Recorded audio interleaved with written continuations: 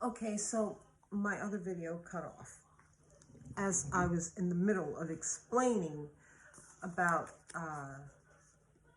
what I think about the cells and as it pertains to this book, Entangled Life, which explains a lot about fungus and how they how they operate, how they everything about fungus, okay? And different kinds of funguses, okay? So what I was explaining is that with the cancer cells, with normal cells and cancer cells, okay, cancer cells are uh, very distinctive. Uh, they have uh, they're rigid around the edges sometimes, and sometimes they're bigger or smaller than the normal cells are. And then usually the nucleus of the cell is discolored. Okay? The nucleus of the cell is discolored. So, as for me, as a licensed cosmetologist, uh, and you know, we deal with color, okay, and you know, sometimes, okay, and we deal with different shades of color. So that would mean, okay, it's just like if a person has black hair and they want to become a blonde, okay, we need to look at how do we get this person from A to Z, or how what do we have to do to get to this color. So I feel that the same thing sort of would apply with those cells. The cells are discolored for a reason, okay? And so when we look at the different elements and chemicals that go into getting certain colors, uh, if we look closer at that, we might be able to find more answers as to what what is actually in that cell, okay, and how we can correct it. I mean, doesn't that make sense? I don't understand. Okay, if the cell is discolored, figure out why. Why is it discolored? Okay, it's just like with different shades. Let me think of something. It's just like if you take uh, uh, you know that, let's say, red and blue make purple, right?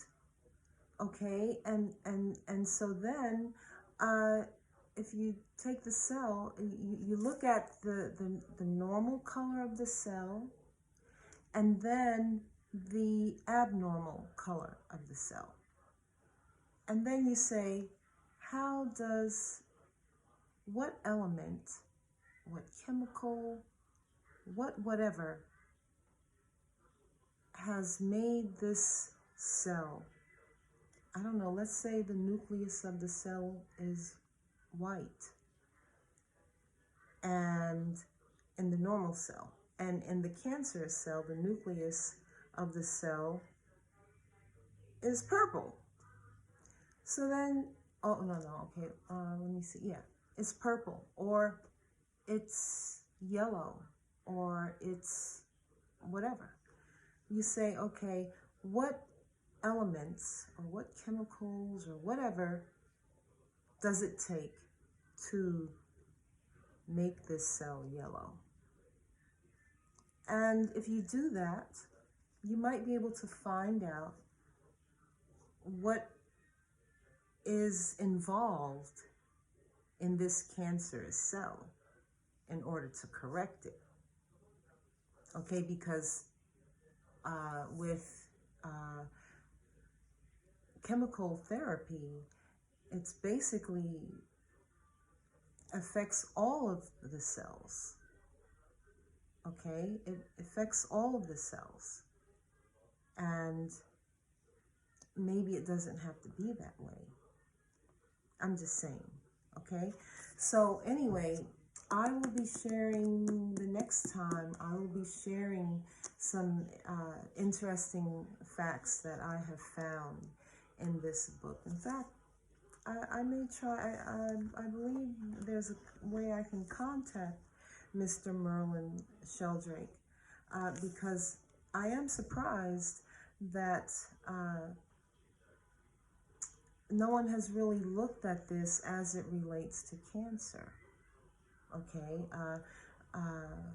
they've even studied fungus to, oh, what was it? They've studied fungus like in Japan to help them create a transit system. That's great, but how about how fungus relates to cancer and the possibility that